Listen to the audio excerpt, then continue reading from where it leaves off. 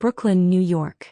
Sunday morning. Lauren Reed had always believed that love, real love, was supposed to feel like peace. Not butterflies. Not chaos. But stillness. Safety. That was exactly what she had with Sophie. Or so she thought. At 30, Lauren had built a life she was proud of.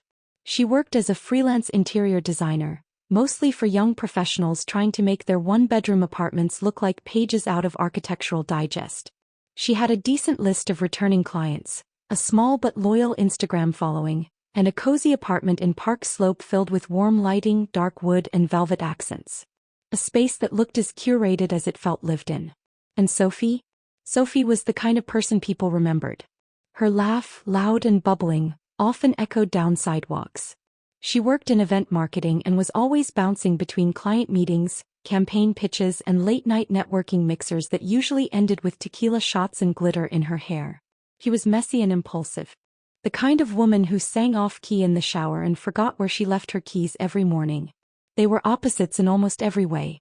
Lauren was the calm to Sophie's storm. The grounding presence when things got too loud too fast. Sophie, in turn, brought color and unpredictability into Lauren's otherwise carefully curated world. They met 4 years ago at a friend's rooftop birthday party. It was one of those perfect New York summer nights, the skyline glowing, laughter mingling with music, plastic cups sweating in everyone's hands. Sophie had worn a mustard yellow dress with combat boots. Lauren noticed her before she even realized she was looking. "I love your boots," Lauren had said, trying not to sound like she was flirting, even though she absolutely was. "They're terrible for dancing but great for stomping out small talk," Sophie replied, grinning. That was the beginning. 4 years later. Now their toothbrushes stood side by side. Their lives were intertwined like ivy, wrapped around each other in quiet intimacy. They had routines. Saturday morning farmers markets, Sunday afternoon naps, weekly arguments over what to order for takeout. It felt stable. Until it didn't. Lately Lauren had noticed the shifts. Not huge changes, no dramatic fights or screaming matches. Just little things. Sophie started turning her phone face down more often. She became quieter in the mornings, a little too eager to head out the door.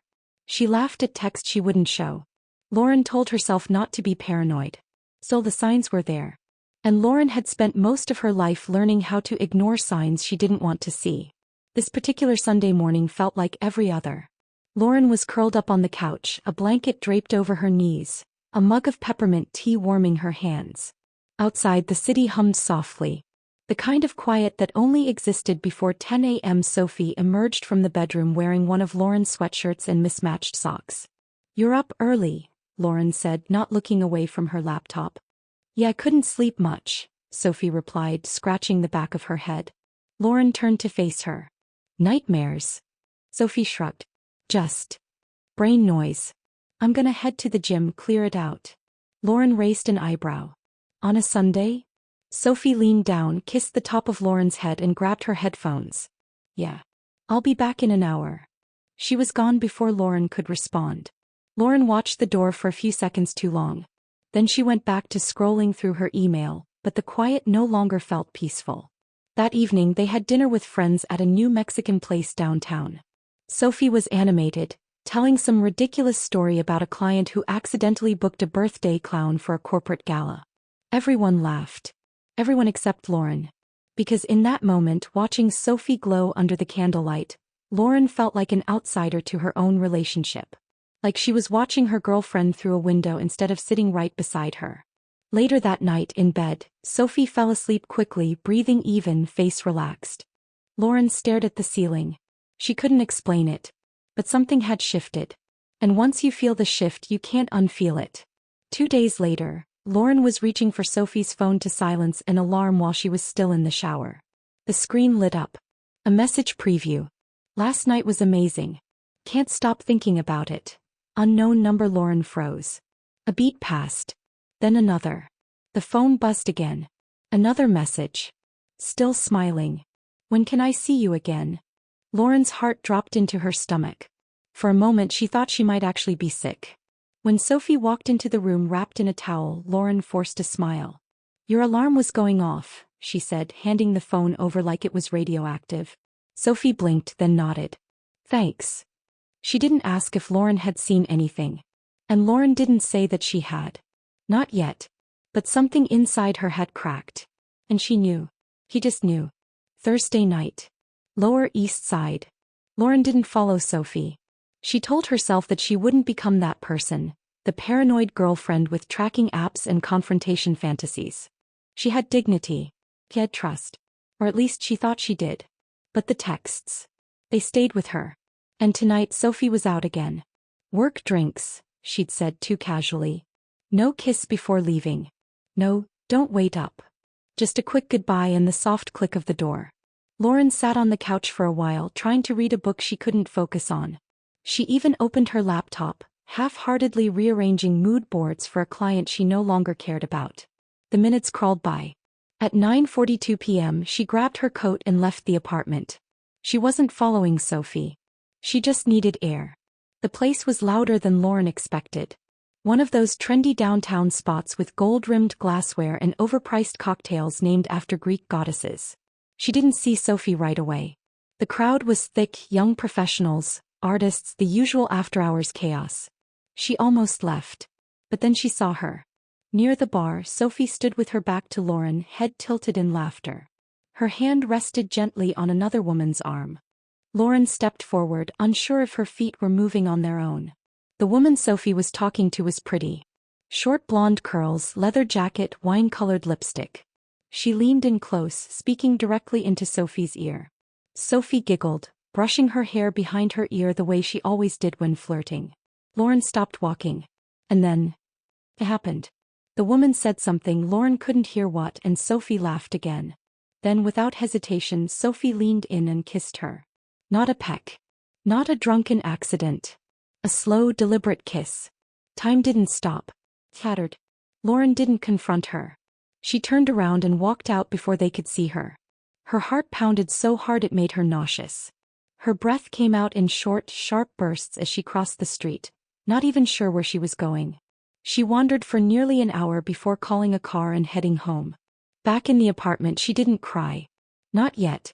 She just sat on the edge of the bed and stared at the floor. When Sophie stumbled in at 1:17 a.m., smelling like tequila and someone else's perfume, Lauren pretended to be asleep. She felt Sophie slide into bed beside her. She felt the shift in weight. She felt everything. Friday morning Lauren made pancakes.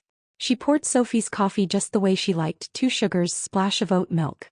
Sophie wandered into the kitchen wearing leggings and a sports bra, rubbing her eyes.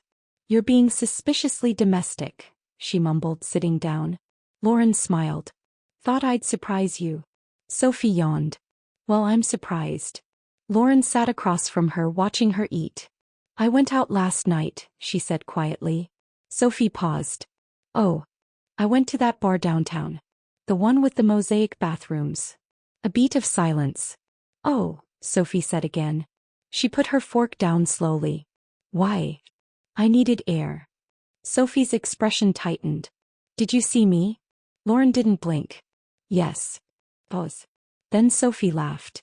A soft, nervous sound. It wasn't what it looked like. Lauren tilted her head. "Really?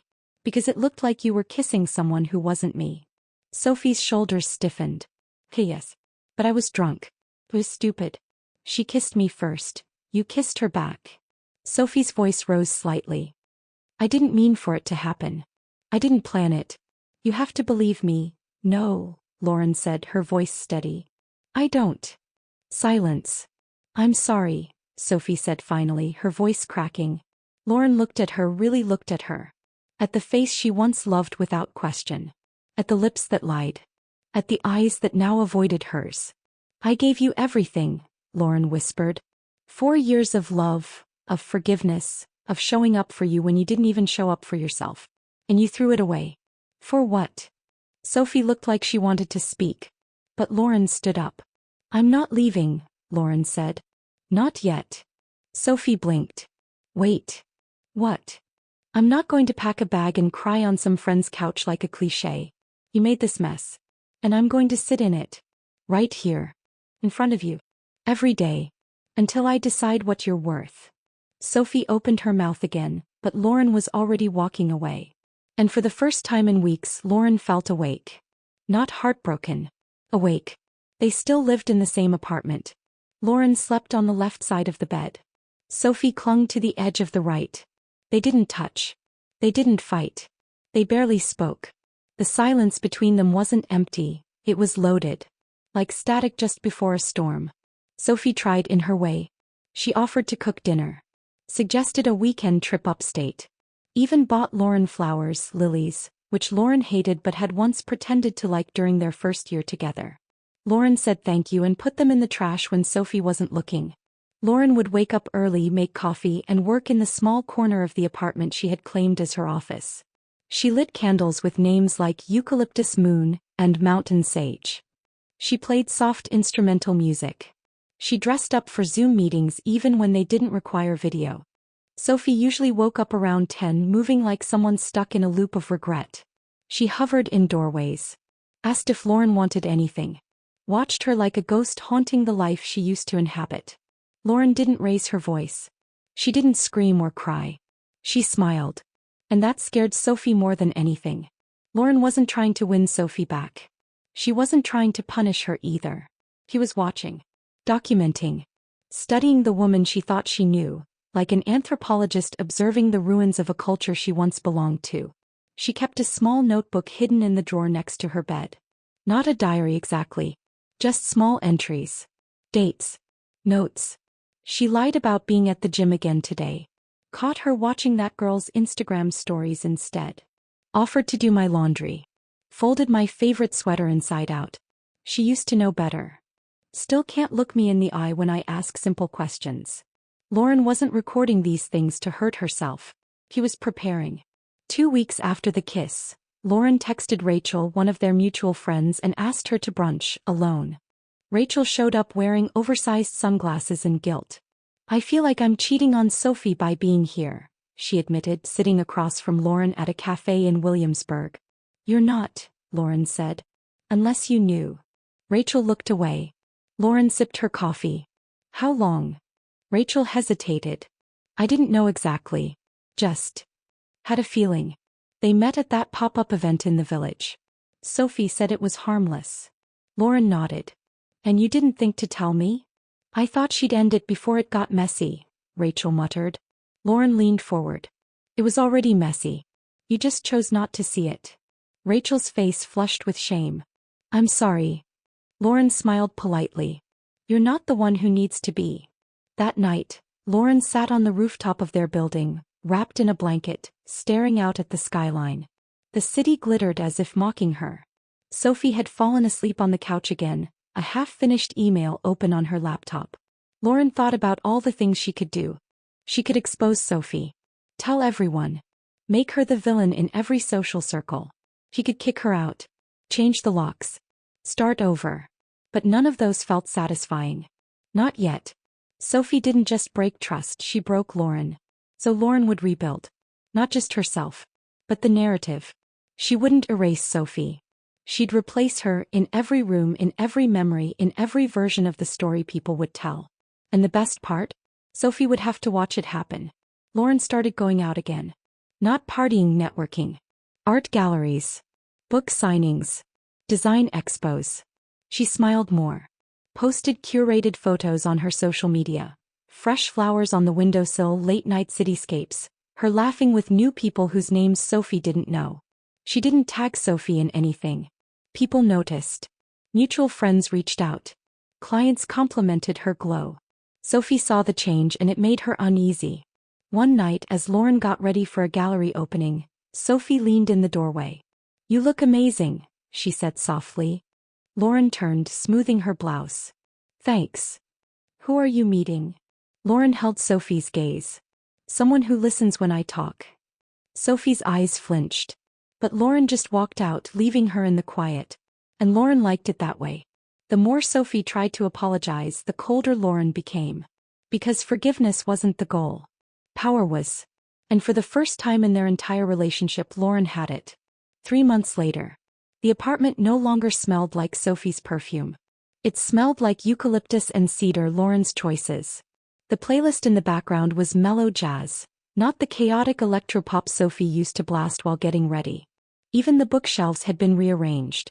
Sophie's favorite poetry collection had quietly vanished. And Sophie? He was still there. Not as a lover. Not even as a roommate. Just a presence. A shadow that hadn't yet figured out how to disappear. Lauren had spent weeks preparing for the Women in Design charity gala. It wasn't just a professional event. It was a stage. The kind that Sophie used to crave. Lauren now stood where Sophie used to shine.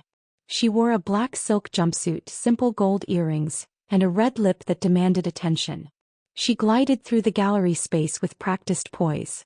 Clients greeted her. Colleagues complimented her. Photographers snapped her picture under the cascading lights. The press release for the event listed her as creative director and lead designer. Her solo installation, an emotional collection of minimalist interior vignettes exploring betrayal and rebirth, was the centerpiece of the evening. It was called The Spaces We Leave Behind. And everyone was talking about it. Sophie arrived late. Lauren hadn't invited her. But she had expected her. She always shows up when she's not supposed to, Lauren thought. Sophie wore a blue dress Lauren once told her she looked radiant in. It still fit, but it no longer shone. She approached Lauren cautiously, glass of wine in hand, fake smile in place. Incredible, Sophie said. Lauren nodded. Thank you. This place is amazing. And the installation, people are obsessed. Lauren sipped her champagne. I know. Sophie glanced around. I didn't realize how far you'd come. Lauren tilted her head. You didn't realize a lot of things. Sophie tried to smile. Can we talk? Lauren led her to a quieter corner, but not too far from the crowd. Enough for witnesses. Sophie took a breath. I've been trying to give you space. But I still love you. Lauren didn't blink. I think about you all the time. I hate what I did. I made the worst mistake of my life and I see it every day. In this apartment. In your silence. In the way I'm not part of your world anymore. Lauren let the words hang in the air. She waited. Then she stepped closer. You know what the worst part is, Sophie? She said softly. You didn't just cheat on me. You underestimated me. Sophie's eyes flickered. You thought I'd fall apart. That I'd cry and beg and vanish into heartbreak like some tragic subplot in your story. But I didn't. I rebuilt, Lauren continued. I created something beautiful out of your betrayal. I turned your lie into my legacy. Sophie's lower lip trembled. I'm sorry. Lauren nodded. I believe you. But I don't care. She pulled something from her clutch. A small envelope. Sophie frowned. What's this? It's the lease. I'm taking over the apartment. Legally. Financially. Emotionally. You'll find your name is no longer on it. Sophie's face went pale. Lauren smiled. There's a storage unit number on the back. Your things are already there. The crowd buzzed in the background. Laughter. Applause. Flashbulbs. Sophie stood frozen, holding the envelope like a grenade. Lauren stepped away, rejoining her circle of guests, accepting hugs and congratulations. Someone handed her another glass of champagne. She didn't look back. 1 month later. Lauren sat at her desk, early morning light pouring through the windows. The apartment felt clean, alive. Hers. She opened her laptop, logged into a live podcast interview. The host introduced her as a rising creative force in New York. When asked about her installation, Lauren smiled into the mic. The Spaces We Leave Behind was about learning the difference between what holds you and what haunts you. She paused. And choosing to walk away from what no longer serves you. Even if it once felt like love. Sophie never tried to come back again. But she watched. Every post. Every interview. Every photo from Lauren's growing career. She watched as Lauren thrived, glowed, inspired. And she never forgot. Because Lauren didn't just leave her behind. She outgrew her.